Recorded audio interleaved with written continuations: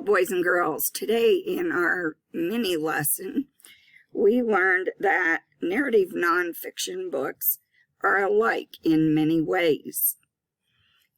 The nonfiction book that we are reading today in our read aloud is Cactus Hotel, and we'll compare it later in the week to some of our other nonfiction books. Today we're looking at this chart, narrative nonfiction.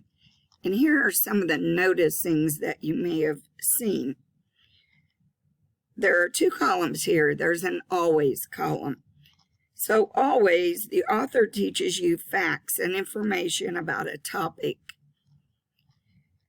Always, the author tells about something in the order it happens. And always, the author uses language that sounds like he's telling a story. Now, in the often column, the author includes special features like labels or captions and author notes in his story.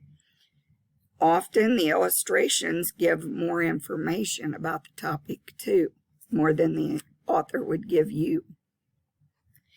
So today, I want you to choose a narrative nonfiction book during your reading time. And look for the things on this noticings chart as you're reading your story. I'm going to give you sticky notes. I want you to put sticky notes on the pages where you find examples of that. Make sure you write the example on your sticky note so you remember why you put a sticky note on that page.